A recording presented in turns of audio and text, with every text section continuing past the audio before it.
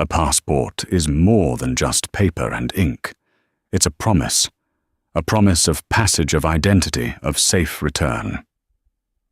For Dr. Kendall Mercer, it was a key not just to another country, but to uncovering a rot festering within one of the nation's largest airlines. She carried it with the quiet confidence of a woman who understood rules better than the people paid to enforce them. For gate agent Bianca Marlowe, that same passport was a symbol of everything she resented, a life she felt was unearned by the woman standing before her. In one fateful misguided act of power, Bianca would tear that promise. In two, not knowing she wasn't just destroying a travel document, but detonating a bomb in her own life and career, all under the watchful eyes of the very authority she had sworn to respect. The air in John F. Kennedy International Airport's Terminal 4 hummed with a unique blend of anxious energy and stale coffee.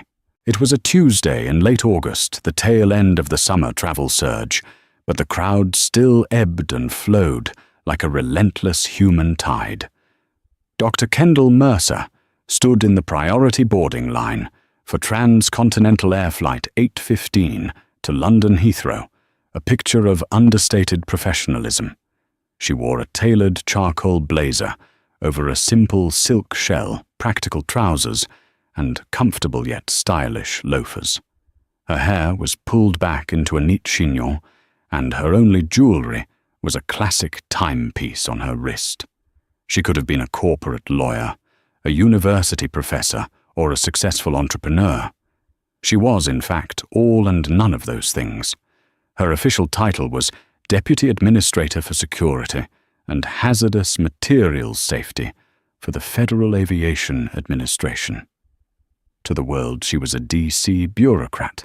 In reality, she was one of the FAA's most effective field auditors, a ghost who flew commercial routes undercover to assess compliance and security protocols from the ground up. Transcontinental Air had been flagged, not for anything catastrophic, but for a worrying pattern, a steady uptick in passenger complaints ranging from mishandled baggage to discriminatory behavior, from staff alongside a few whispers of procedural shortcuts in ground operations. Kendall's mission was simple: fly from JFK to London, observe, document, and report. She was a human diagnostic tool, and her unassuming appearance was her greatest asset. The line shuffled forward.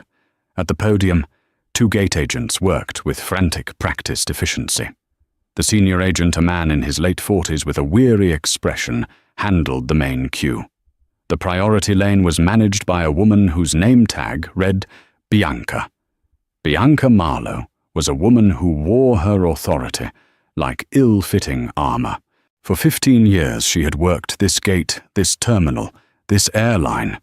She saw her podium not as a customer service desk, but as a sovereign checkpoint. She held the power to grant or deny passage, a small kingdom of laminated badges and boarding passes. Today that power was curdling. A delayed flight from Miami had thrown the schedule into chaos. Her supervisor was breathing down her neck about departure times, and the coffee from the break room tasted like battery acid. When Dr. Kendall Mercer stepped up to the counter, Bianca didn't see a first-class passenger. She saw another problem.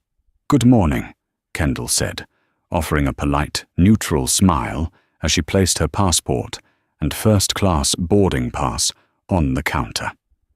Bianca didn't return the greeting. Her eyes, sharp and critical, flicked from Kendall's face to the documents, then back again. She picked up the passport, her thumb rubbing over the gold crest as if checking for a forgery. "London, huh?" she said, her tone flat. "That's the plan," Kendall replied evenly, her senses already on high alert. This was the moment of truth in any audit, the first human interaction. It set the tone for everything. Bianca tapped her long acrylic nails on the counter. She scanned the boarding pass, then the passport, then held the passport photo next to Kendall's face, letting the silence stretch for an uncomfortably long moment. This was outside standard procedure. A quick glance was normal. This was a theatrical display of scrutiny. "Your photo looks a little different," Bianca stated, not as a question, but as an accusation. "It was taken 5 years ago," Kendall said, her voice remaining calm. "People change." Bianca wasn't satisfied. She ran the passport under the UV light, then examined the microprinting with a small magnifier she kept on a chain.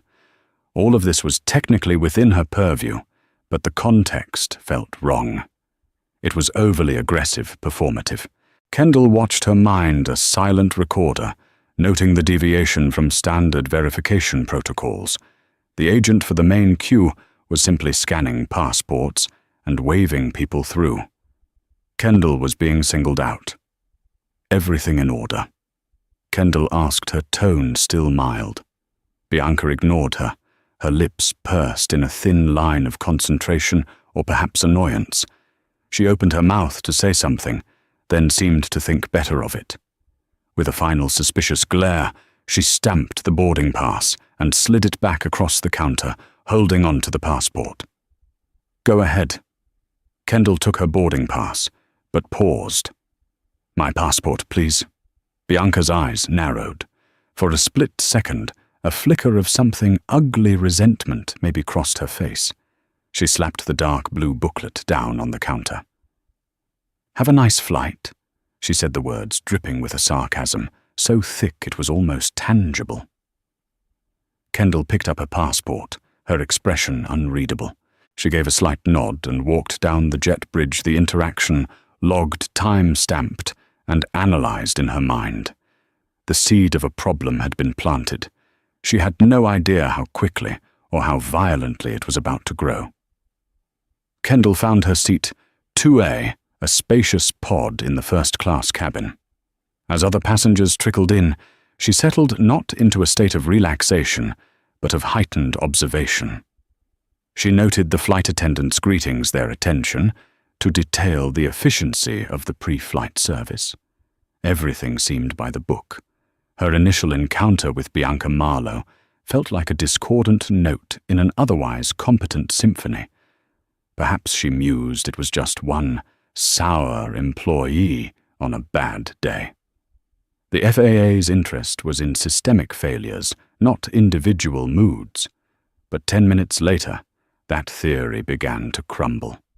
A different gate agent, the weary-looking man from the main queue, came onto the aircraft. He walked directly to Kendall's seat, a tense look on his face. "Ma'am, I'm sorry, but we need you to come back to the gate with me." A murmur rippled through the nearby passengers. Heads popped up over the tops of their seats. Kendall felt a dozen pairs of eyes on her. This was a significant escalation. Removing a passenger who was already seated was a serious step, usually reserved for security threats or ticketing fiascos. "Is there a problem?" Kendall asked, her voice steady. "There's just a discrepancy with your documentation. We need to clear up," the agent said, avoiding her eyes. He was clearly uncomfortable. "I was cleared by the agent at the podium," Kendall stated, keeping her voice low but firm. "Yes, I know. Bianca just needs to double-check something. Please, Mom, we can't depart until this is sorted." Maintaining her cover was paramount. An ordinary passenger would either be confused or indignant. Kendall chose confused. She unbuckled her seatbelt, gathered her purse and passport, and followed the agent back up the jet bridge, the quiet hum of the cabin replaced by the sudden, intense focus of everyone's attention. Back at the gate, the scene had changed. The boarding door was closed, and the main waiting area was largely empty, save for a few stragglers. Bianca Marlowe stood at the podium, arms crossed, her expression a mask of smug vindication. Standing next to her was a portly man in a slightly too tight suit, whose badge identified him as Gary Peterson, duty manager. Dr. Mercer Gary began consulting a printout in his hand. "Bianca here has raised a concern about your travel documents." Kendall turned her gaze to Bianca. "My documents were just verified by you not 15 minutes ago. What seems to be the issue? The issue, Bianca cut in her voice, sharp and loud, is that I have reason to believe this passport is not legitimate. The lamination is peeling slightly at the corner, and the photo quality is suspicious. Kendall looked down at her own passport. It was a government-issued biometric document. It had been used for dozens of international trips without a single issue. There was no peeling lamination.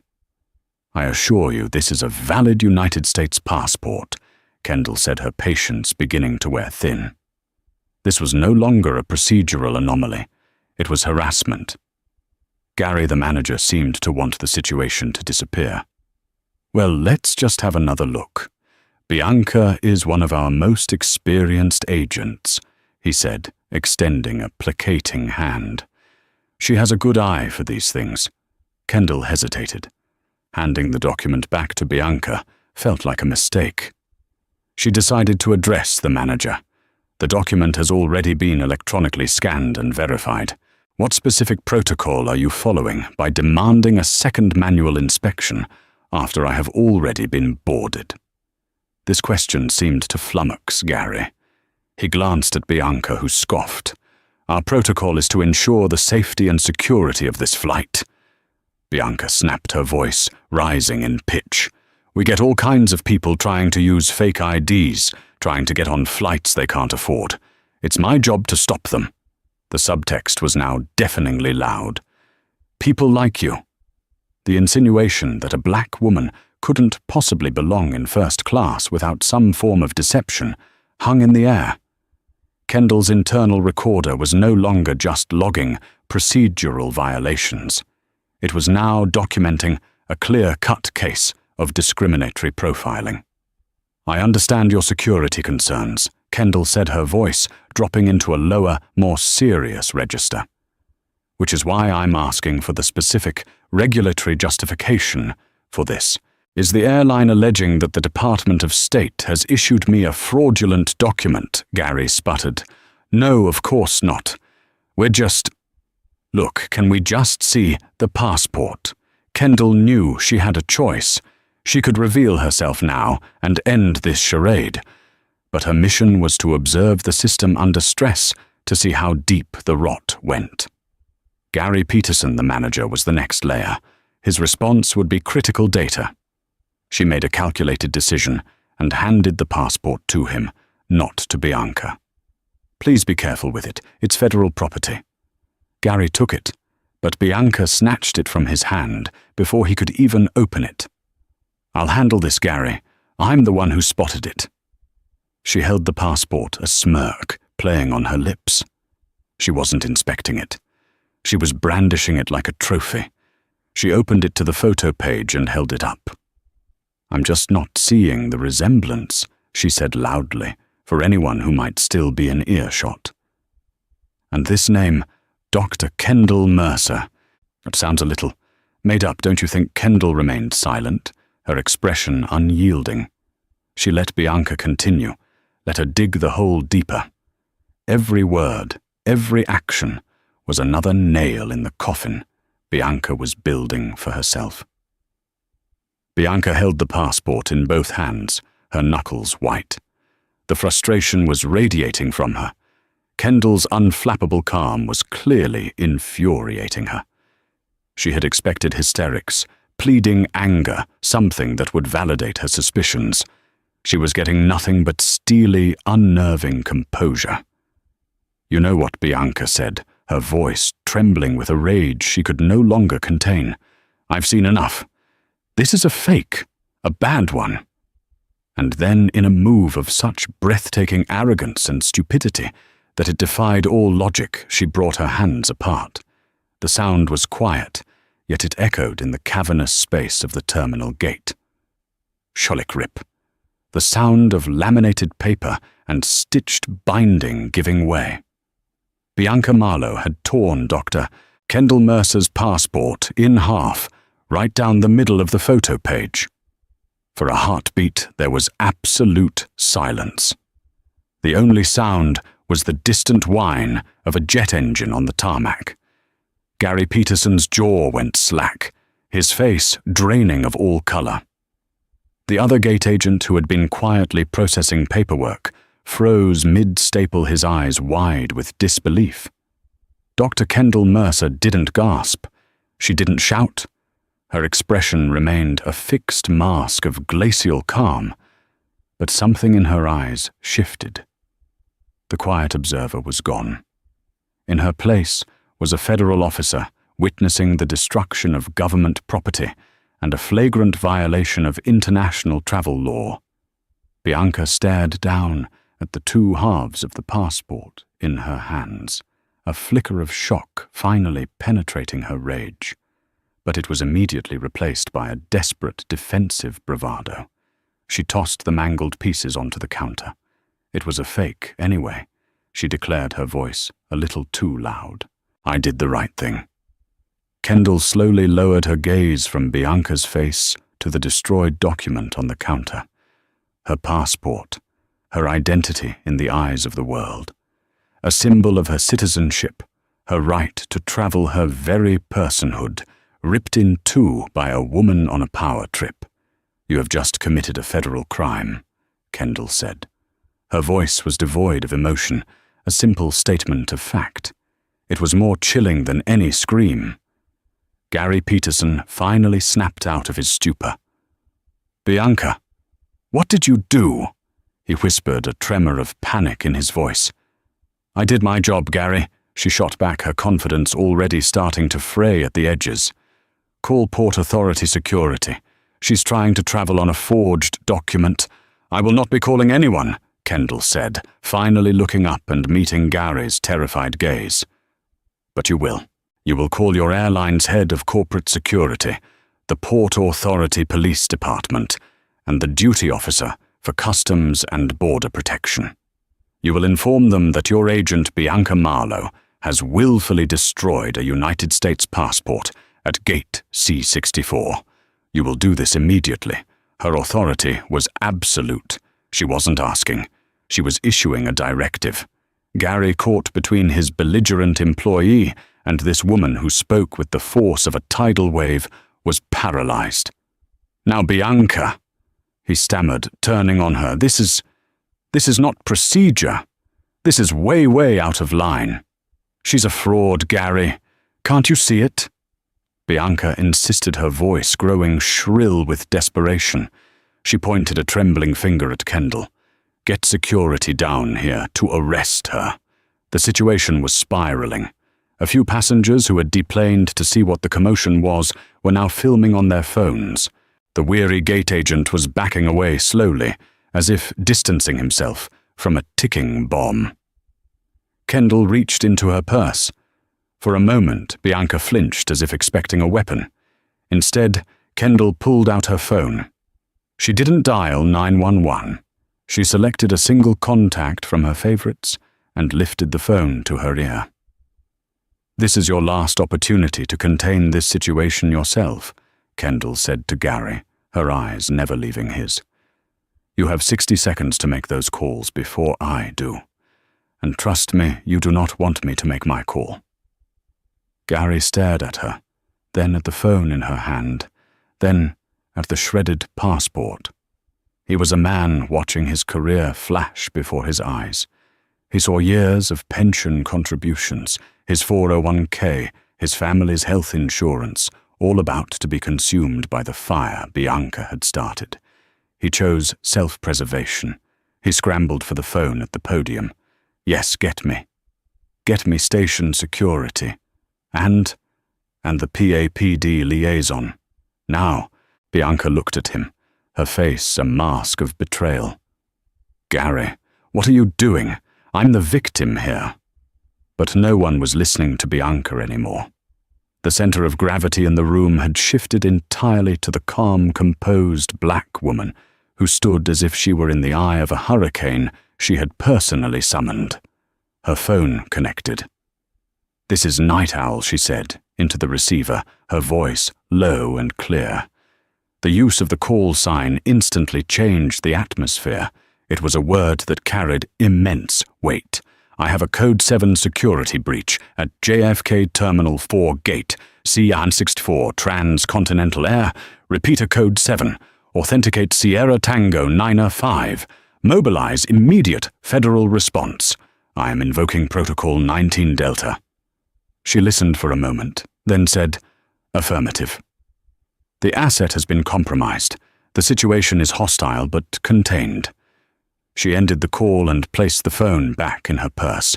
She looked at Gary, who was pale and sweating, and at Bianca, whose face was now a mixture of confusion and dawning horror. The term Code 7 meant nothing to them, but the tone of the call was unmistakable. This was not a customer service complaint. This was something else entirely. Who are you?" Gary stammered. Kendall simply looked at him. "You'll find out shortly. You and Ms. Marlowe should probably not go anywhere." The promise in her voice was colder than the grave. The hard karma that Bianca Marlowe had so arrogantly invited was no longer at the door. It had just kicked the door down, and it was on its way up the jet bridge. The next 10 minutes were a masterclass in tension. Kendall stood perfectly still, a sentinel of calm amidst the brewing chaos. Gary Peterson paced back and forth behind the counter, muttering to himself, and occasionally shooting terrified glances her way. Bianca Marlowe had retreated to a stool in the corner, alternating between staring at Kendall with venomous hatred and furiously texting on her phone, presumably to a union representative or anyone she thought could save her. The passengers who had been filming were gently but firmly told to return to their seats by the flight crew, who had been instructed to keep the cabin door closed. The rumor mill inside the aluminum tube of Flight 815 was undoubtedly running at full capacity. The first to arrive were 2 Port Authority Police Department officers. They were young, cautious, and clearly responding to a confusing call from airline management. They approached the podium, their eyes darting between the 3 central figures. "We got a call about a disturbance, a fraudulent passport." The taller officer, whose name tag read O'Brien, asked, directing his question to Gary. Before Gary could form a coherent sentence, Bianca shot up from her stool. "Yes, that woman," she pointed dramatically at Kendall, "is traveling on a forged document. I identified it, and when I confronted her, Bianca's voice trailed off as she realized admitting to destroying it was a bad idea. It was damaged in the ensuing confusion. O'Brien looked at Kendall, then at the 2 pieces of the passport on the counter. His training kicked in. Destroying a passport was a serious offense, regardless of authenticity. He turned his professional assessing gaze on Kendall. "Ma'am, I'm going to need to ask you for your version of events," he said, politely. "That won't be necessary," Officer Kendall replied, her voice calm and respectful. "The situation is under federal jurisdiction. My colleagues will be here momentarily to take charge." O'Brien and his partner exchanged a look. "Federal jurisdiction, ma'am, this is a Port Authority matter. We handle security for the airport." "And you do an excellent job," Kendall said smoothly. "However, the willful destruction of a federal travel document by an airline employee in the commission of their duties triggers specific federal statutes. Your role right now is simply to secure the scene and ensure that Ms. Marlowe and Mr. Peterson do not leave." Her precise language and commanding presence gave them pause. She didn't sound like a typical disgruntled passenger. She sounded like a lawyer or law enforcement. They were trying to figure out which box to put her in. It was then that the real response arrived. They didn't come with sirens. They didn't wear uniforms. 3 men and 1 woman in dark, impeccably tailored business suits walked up to the gate with the quiet, purposeful stride of people who were accustomed to being in charge. They didn't have to announce their presence. The air itself seemed to part for them. The lead agent, a silver-haired man with eyes that had seen everything, flashed a badge at the PAPD officers. "Agent Kincaid, FAA Office of National Security and Incident Response." he said, his voice a low baritone. "We're taking over this scene. Thank you for your assistance, officers. Please establish a perimeter and direct all airline personnel to us." The PAPD officers, O'Brien and his partner, blinked. The FAA. They were expecting Homeland Security or the FBI. The FAA guys were usually pencil pushers who checked on maintenance logs. But these people did not look like pencil pushers. Their credentials were real, their authority palpable. O'Brien nodded. "Yes, sir." Kincaid's eyes swept the scene, taking in every detail in an instant. The ripped passport, the pale manager, the defiant gate agent, and finally, Dr. Mercer. He gave a barely perceptible nod. "Administrator Mercer, are you unharmed?" The dam of confusion broke. Gary Peterson looked as if he'd been struck by lightning. Bianca Marlowe's face went from defiant to ashen white in a single sickening moment. Administrator Mercer, the title hung in the air, Jong I Omoy, heavy and irrefutable. "I am fine," Agent Kincaid, Kendall said. "The asset, however, is not." She gestured to the remains of her passport. Kincaid's gaze fell upon Bianca Marlowe, and for the first time, the woman who had been so full of bluster seemed to physically shrink. The cold, analytical fury in the federal agent's eyes was terrifying. Miss Bianca Marlowe Kincaid asked, though it wasn't a question. Another agent, a woman named Russo, was already holding a digital recorder. Bianca could only nod her mouth, opening and closing silently like a fish. "You are being placed on administrative leave by your airline effective immediately," Kincaid stated.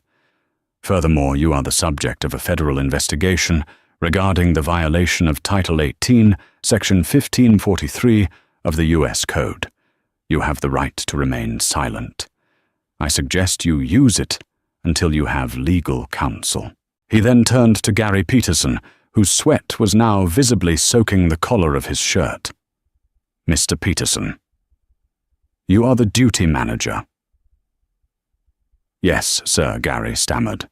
"Your failure to de-escalate this situation, your failure to follow established protocols, and your implicit support of your employees' illegal actions have been noted. You will hand over all CCTV footage from this gate area for the last hour.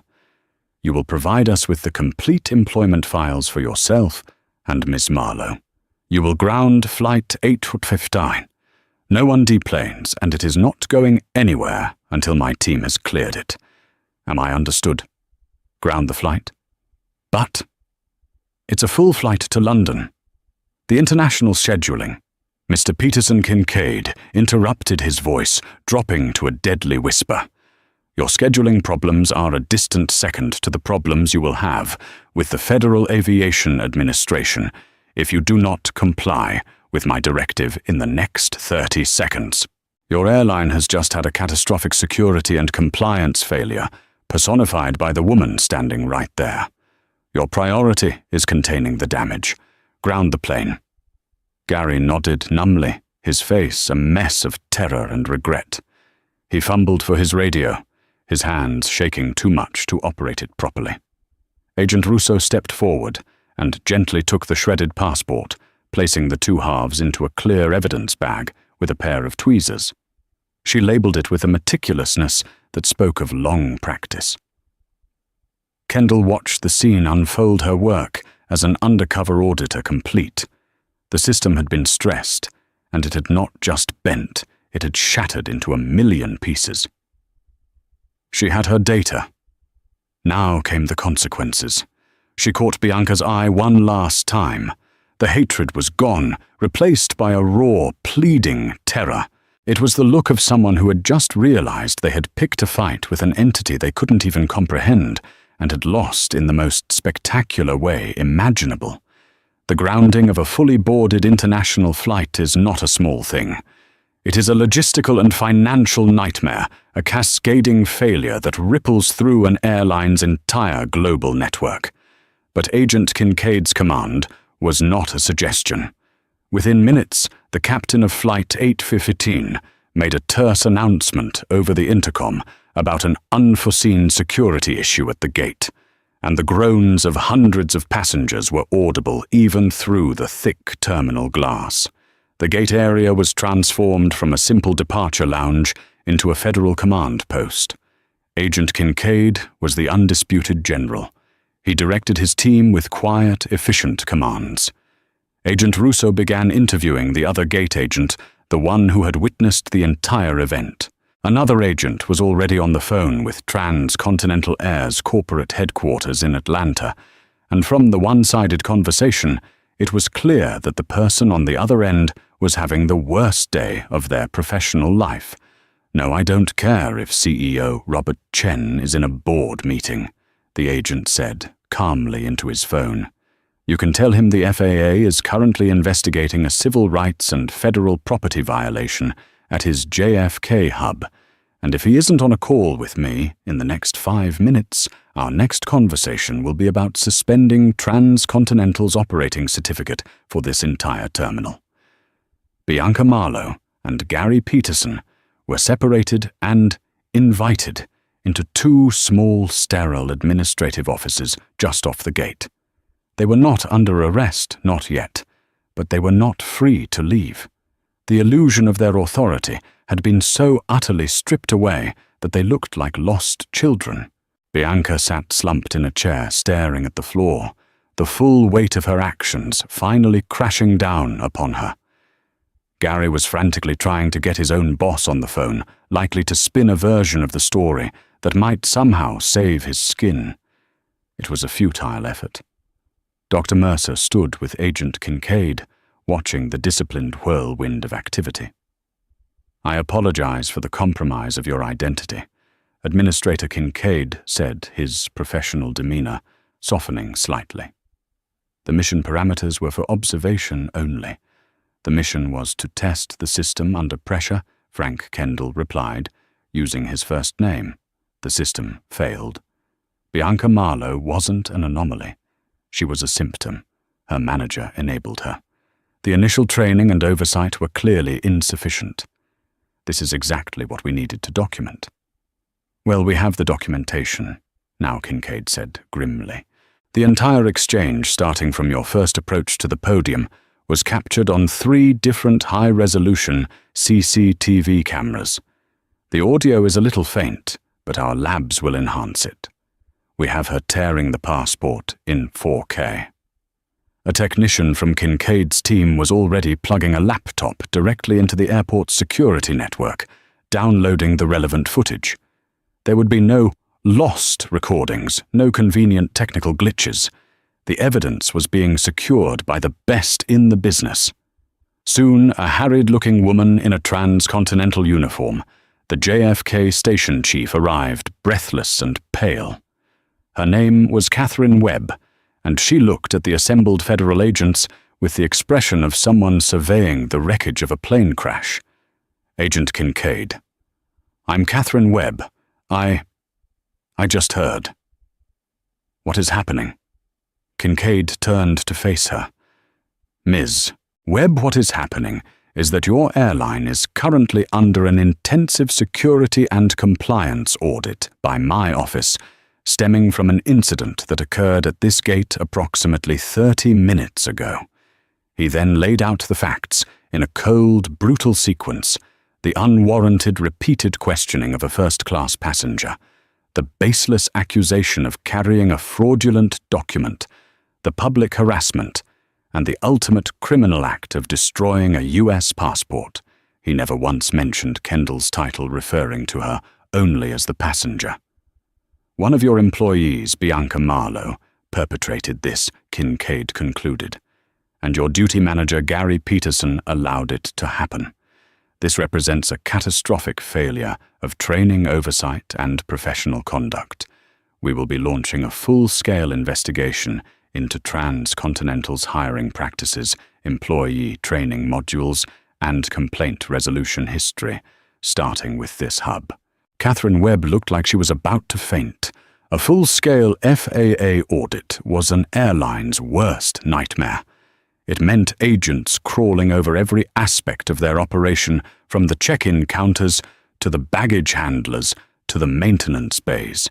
It meant fines that could run into the millions, mandatory retraining programs that would cost a fortune, and a public relations disaster of epic proportions. And the two employees, she asked, her voice barely a whisper. "Ms. Marlowe's employment is a matter for you," Kincaid said. "Her criminal liability is a matter for the U.S. Attorney's Office. I will be recommending prosecution to the fullest extent of the law. Mr. Peterson's fate is also in your hands, but I can tell you that the FAA will no longer certify him for any position of managerial authority within any U.S. airline." It was a corporate death sentence. He was blacklisted. Finally, Kincaid gestured toward Kendall. "And you will of course offer a full, unreserved and public apology to this passenger. You will arrange for an immediate, expedited replacement of her destroyed travel document through the State Department's diplomatic channels. And you will provide her with alternative transportation to her destination on another airline, as I am not confident in your airline's ability to provide safe and non-discriminatory passage at this time." Each directive was a hammer blow. Catherine Webb could only nod her mind, racing to calculate the immense damage. Kendall watched it all, a silent arbiter.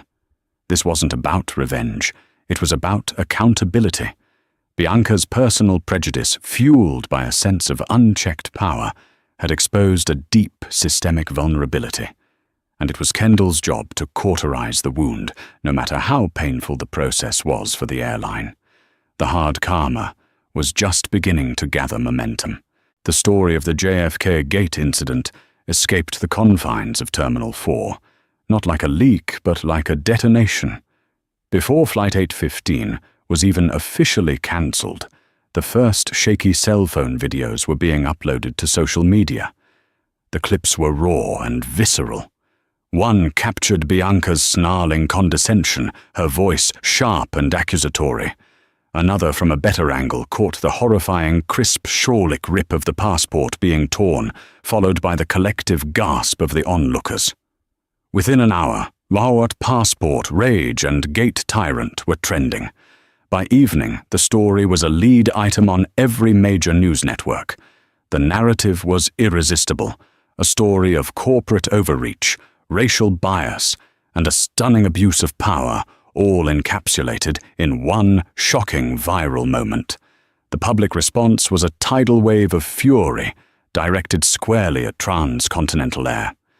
Inside the airline's gleaming corporate headquarters in Atlanta, the atmosphere was one of controlled panic. The stock ticker in the lobby, usually a source of pride, was a river of red. In the executive boardroom, CEO Robert Chen presided over a frantic damage control session with a team of lawyers and PR specialists. How did this happen? Chen demanded, his face a mask of fury as he stared at a frozen image of Bianca Marlowe on a large monitor. How does a 15-year veteran employee decide it's a good idea to physically destroy a passenger's federal document in front of a dozen cameras? A harried vice president of ground operations cleared his throat.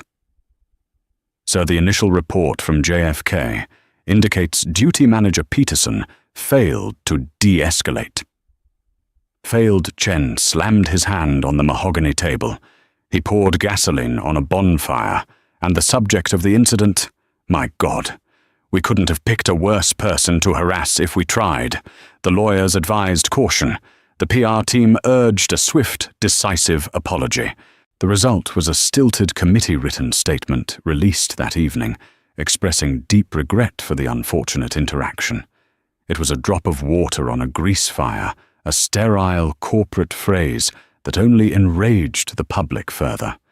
The market's response the next morning was brutal, an 8% drop in the company's stock value at the opening bell, wiping out nearly $1 billion in market capitalization. For Bianca Marlowe, the consequences were far more personal and immediate. The official call came less than 12 hours after the incident. It wasn't from her boss, but from a cold, unfamiliar voice in human resources. Her employment with Transcontinental Air was terminated effective immediately for gross misconduct and violation of company policy and federal law. When she frantically called her union representative, the man's voice was grim. "Bianca, I've seen the video. We all have. This isn't a standard grievance. You destroyed federal property. They're calling it a felony. Honestly, our hands are tied. You need a criminal defense attorney, not a union rep." The institutional shield she had relied on for 15 years had not just been lowered, it had vanished. She was alone. 2 days later, 2 sober-faced federal marshals appeared at her apartment door. They presented her with an indictment from the U.S. Attorney's Office. The formal charge was willful and malicious mutilation of a passport. Reading the stark legal language, the full weight of her actions finally crushed her. The arrogant gate agent who ruled a tiny kingdom was gone, replaced by a terrified woman facing the terrifying, impersonal might of the federal justice system. Gary Peterson's downfall was just as swift, though less public. He was summoned to a meeting with Catherine Webb and 2 stone-faced corporate lawyers. He tried to deflect, to sacrifice Bianca to save himself. It was all her, he pleaded. She went rogue. I tried to control the situation. The lead attorney simply slid a file across the table. It was a printout of the FAA's preliminary findings compiled by Agent Kincaid's team. It detailed Gary's failure to intervene, his validation of Bianca's actions, and worse, a documented history of him dismissing at least a dozen prior complaints filed against her. "You didn't control the situation," Mr. Peterson, the lawyer, said coldly. "You enabled it. You fostered a culture at that gate that made this incident not just possible but inevitable." He was fired for gross negligence. A week later, he received a certified letter from the Federal Aviation Administration. It informed him that, due to his conduct, his managerial certifications were permanently revoked. He was blacklisted from holding any position of authority in the American aviation industry. At 52, with a mortgage and 2 children in college, his career was over. The FAA audit, meanwhile, was an exercise in methodical dismantlement. Kincaid's teams moved with quiet, terrifying efficiency, expanding their probe from JFK to transcontinental hubs in Chicago, Dallas, and Los Angeles. They were an army of auditors in dark suits, sifting through digital archives and personnel files. They uncovered systemic deficiencies in the airline's de-escalation training, revealing a curriculum that was hopelessly outdated. They proved that the internal system for flagging problem employees was intentionally designed to protect the company from liability rather than to correct behavior. The discovery of Bianca Marlowe's full complaint history was the smoking gun that proved the JFK incident was not an anomaly, but a symptom of a deep-seated disease. With each new finding, the FAA levied a new fine: $1.5 million for inadequate training, $2.2 million for improper record-keeping. The penalties accumulated, eventually surpassing a staggering $25 million. Finally, Transcontinental was forced to the negotiating table and made to sign a sweeping consent decree. The legally binding agreement mandated a complete top-to-bottom overhaul of their entire customer-facing operation, and the FAA had a special requirement. The centerpiece of the new training program would be a mandatory simulation module using the actual CCTV footage and case file from the JFK incident as its core material. When a transcontinental executive weakly protested that it was humiliating, Kincaid's response was ice cold. That's the point. It became known officially as the Advanced De-Escalation and Bias Awareness Module. Internally, everyone at the airline knew it by its real name, the Mercer scenario. Dr. Kendall Mercer's name was now etched into company policy, a permanent institutional scar, and a constant reminder of the day their arrogance was met by the quiet, immovable force of federal accountability. While this firestorm raged, Kendall herself was the picture of calm. The State Department, at the FAA's urgent request, had issued her an emergency passport in a record-breaking 2 hours. She was on a British Airways flight to London that same evening. She completed her original mission, her mind compartmentalized and focused. Her final report, filed upon her return, was a masterpiece of dispassionate analysis, detailing every procedural failure and violation she observed. It formed the unshakable foundation of the FAA's case against the airline, ensuring that the avalanche of consequences she had triggered was not just punitive, but transformative. 6 months felt like both a lifetime and the blink of an eye. In a quiet, wood-paneled courtroom within the Theodore Roosevelt Federal Courthouse in Brooklyn, the final act of Bianca Marlowe's professional life reached its somber conclusion. The air was heavy with the uniquely sterile tension of federal proceedings. The gallery was sparsely populated with a few journalists and legal aides, all observing the proceedings with a detached professional curiosity. Bianca Marlowe was barely recognizable as the imperious gate agent from that August afternoon. The severe bun and sharp acrylic nails were gone. Her hair was limp, her face pale and puffy, and she was dressed in a drab, ill-fitting grey suit that seemed to swallow her small frame.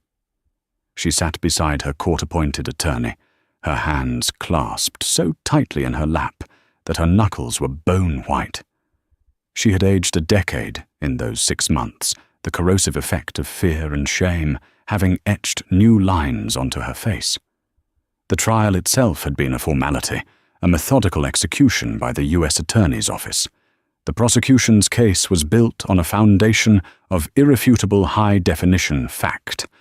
The centerpiece of their evidence was the CCTV footage from Gate C-64. Played on large screens for the judge and jury, the silent video was devastating. It showed Bianca's escalating agitation, her aggressive posturing, and her dismissive gestures. It captured the moment she snatched the passport from her manager's hand. And then, in crystal-clear 4K resolution, it showed the deliberate, shocking act of tearing the document in two. The collective silent intake of breath in the courtroom was audible when the video was played. There was no ambiguity, no room for interpretation. It was a raw, undeniable act of malice. Bianca's defense attorney did his best with an impossible hand.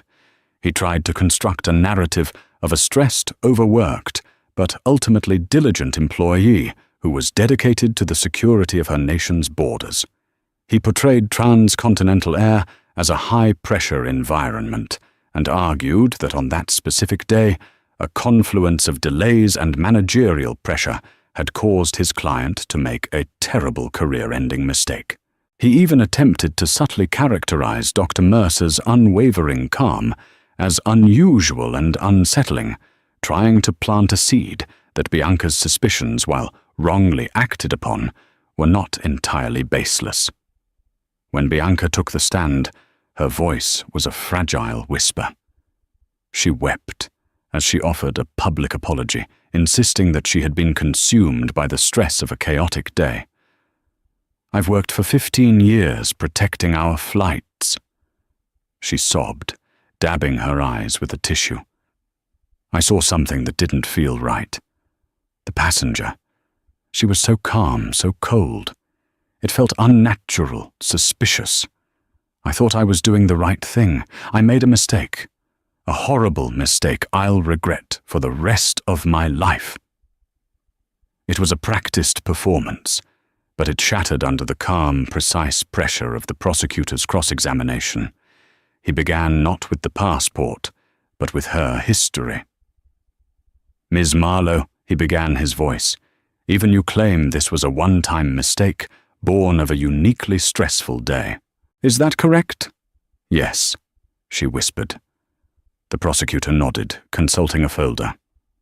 "Then can you explain the 17 formal passenger complaints filed against you over the past 5 years for hostile and aggressive behavior. The defense attorney shot up. Objection overruled, Judge Sarah Connolly stated, her eyes fixed on Bianca. She may answer. Bianca stammered. Those were misunderstandings. People get upset when they travel. 17 misunderstandings, the prosecutor pressed, including one from a family who claimed you accused them of trying to smuggle a baby carrier that was in fact FAA approved, and another from a decorated veteran whom you accused of being intoxicated because he was unsteady on his feet when he was in fact a recent amputee. Bianca's face went from pale to ghostly white. Her defense was not just crumbling, it was being systematically dismantled and exposed as a lie. Finally, the prosecutor walked toward the witness stand, his voice dropping slightly. Ms. Marlowe, in your 15 years as a gate agent, a career you testified you were dedicated to dealing with thousands of passengers and tens of thousands of travel documents, how many other passports have you ripped in half? The question hung in the dead, silent courtroom. There was only one possible answer. None. She finally choked out the word barely audible. No further questions, Your Honor. The guilty verdict, when it came, was swift and unanimous. Bianca Marlowe slumped in her chair as if her strings had been cut, a low, guttural sob escaping her lips. Before passing sentence, Judge Connolly, a formidable woman with a reputation for sharp intellect and little patience for theatrics, removed her glasses. She peered down at the defendant, her expression one of profound disappointment. Ms. Marlowe, your job was to be a guardian of a gateway, not its tyrant, the judge began, her voice resonating with quiet authority. The document you destroyed was not merely a piece of paper. It was a representation of a citizen's rights, a property of the government you are sworn to respect. Your actions were not a mistake, born of stress. They were a deliberate abuse of the authority vested in you, an act of intimidation and humiliation targeted at a passenger based on your own preconceived biases. The judge paused, letting the weight of her words settle. You spoke of security, but the record shows that the only person who posed a threat at Gate C-64 that day was you. You were the security threat, Miss Marlowe, not Dr. Mercer. The sentence was delivered without ceremony. Bianca Marlowe was found guilty of the willful mutilation of a passport. Taking her lack of a prior criminal record into account, the judge sentenced her to 2 years in a federal correctional facility, to be followed by 3 years of supervised release. The hard, unyielding hammer of justice had fallen. As she was gently guided from the courtroom by marshals, her face was a tear-streaked mask of utter, soul-crushing defeat. Miles away in her quiet office overlooking the Washington, D.C. skyline, Dr. Kendall Mercer received the official notification of the verdict via a secure email. She did not pump her fist or feel a surge of victory. Instead, a wave of grim, somber satisfaction washed over her. A cancer within the system had been diagnosed exposed, and now surgically removed. An injustice had been answered. Her work had mattered. She picked up her new passport from her desk. It was crisp, the gold eagle on the cover gleaming under her office lights. It was identical in every way to the one Bianca had destroyed, yet it felt profoundly different. It was a testament to the resilience of the system she served, a reminder that the rules were not just abstract ink on paper. They were the very architecture of a civil society, and when that structure was assaulted, it had to be defended calmly, methodically, and without compromise. Her desk phone buzzed, breaking her reverie. It was Agent Frank Kincaid. "Did you see the news?" he asked, his voice businesslike, but with an undercurrent of finality. "I did," Kendall replied. "A just outcome," Kincaid stated. On a related note, Transcontinental rolled out the first phase of the Mercer scenario training last week in Atlanta. The COO had to sit in on the first session.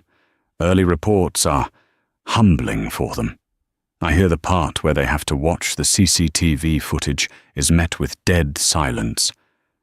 I don't think we'll be seeing a repeat of this anytime soon. Good Kendall said, a hint of warmth finally entering her voice. That's the whole point, Frank. Making sure it never happens again. After the call, she stood and walked to the large window. She looked out, not at the monuments, but past them toward the endless sky crisscrossed with the faint contrails of aircraft. Each one was a vessel of trust, a promise of safe passage. Her job was to protect that promise. Bianca Marlowe was a closed case. Gary Peterson was a footnote. Transcontinental was on a short, federally mandated leash. But the work was never truly over. Somewhere out there, another flight was boarding, another system was being tested, and another quiet passenger was needed to ensure the promise was kept. And Dr. Kendall Mercer was ready for her next flight. The story of Dr. Kendall Mercer and Bianca Marlowe is a stark reminder that true authority isn't found in a uniform or a title, but in integrity and respect. It shows how quickly a small abuse of power, fueled by prejudice, can unravel a person's life and expose the deep flaws within a massive corporation.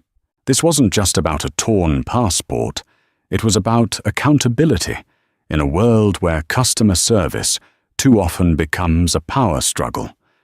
The system of checks and balances worked this time because the right person was in the wrong place at the perfect time. But how many times does it fail when the passenger isn't a high-ranking official? If this story resonated with you, if it made you think about the importance of holding power accountable, please take a moment to hit that like button. Share this video with others so this powerful lesson can reach a wider audience. And most importantly, subscribe to our channel for more real-life stories of drama justice and the consequences of one's actions. Thank you for listening.